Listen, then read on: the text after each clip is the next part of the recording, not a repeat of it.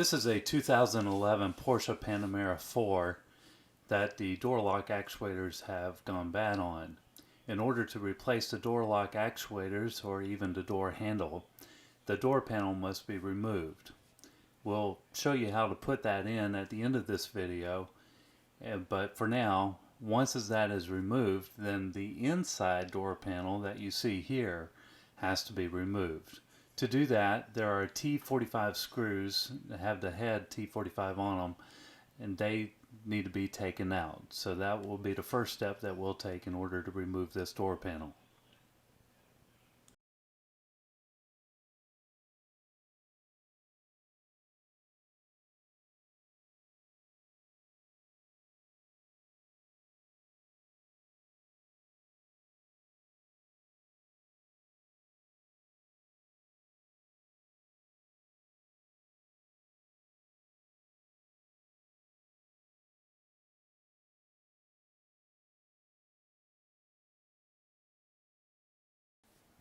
After the removal of the T45 screws, there are 6 screws with a T30 head on them. Remove the 6 screws that you see highlighted here.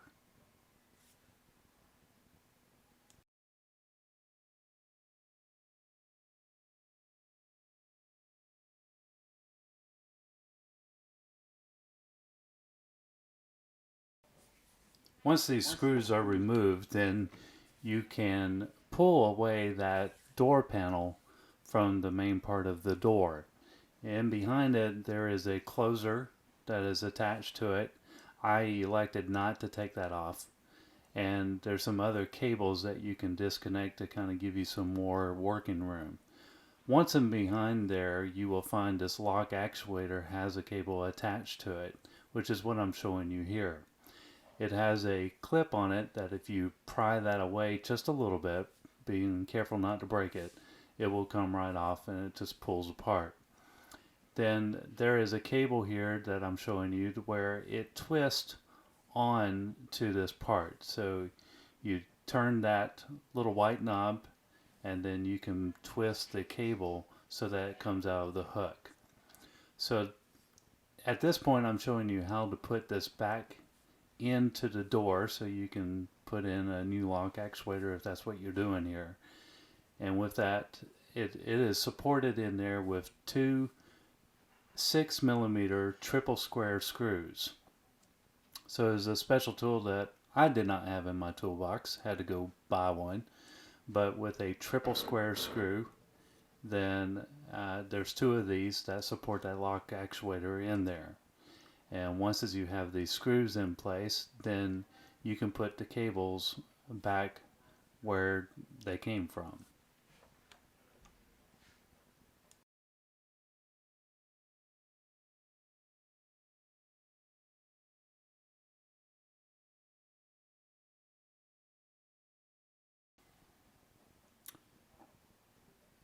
Now that we have the inside door panel put back in place, we can start putting the rest of the door together. So the first thing we do is cover up that one screw up in the upper right corner that you see here, and then with the door panel it was easier to show you how to put it back in than how to take it off. So I saved this for the end, but this door panel comes up and then out to take it out. In this case we're starting with putting it in place a little high, and then it will kind of fall into place when it's in the right position. And that's what we're doing here, a little bit of jiggling in order to get it right. But once as it feels secure, then you can tell that it is in the right place where it goes. There are some T30 screws to use here. There's one in behind this little pop-out tray that you see me putting it in, and then there's one behind the door light down at the bottom of the door.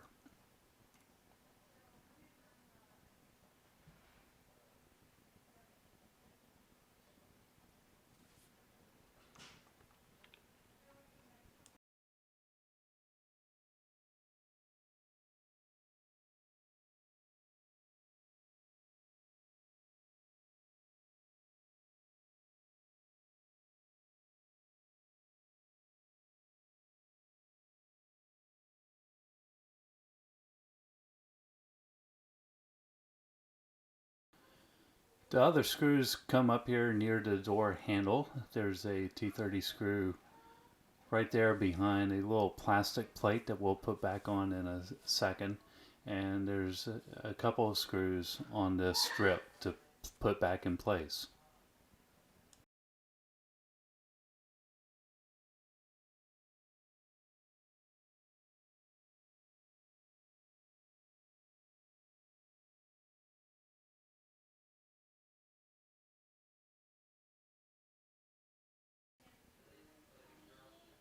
Once the four T30 screws are put back in on the main door panel, you're ready to put in the trim. This trim piece has a wire that connects to it, but it also has some clips that snap into place with the exception of one on what you see here on the left hand side. On that end there's a little J-hook type piece that kind of slides into place, and you can start with it putting it in place and then the rest of it would snap in. Most of it snaps straight in, but be aware of that hook, particularly when you're pulling it off so that you don't break anything. If you pull with the smaller end first, then you'll be able to pull and slide that trim piece out.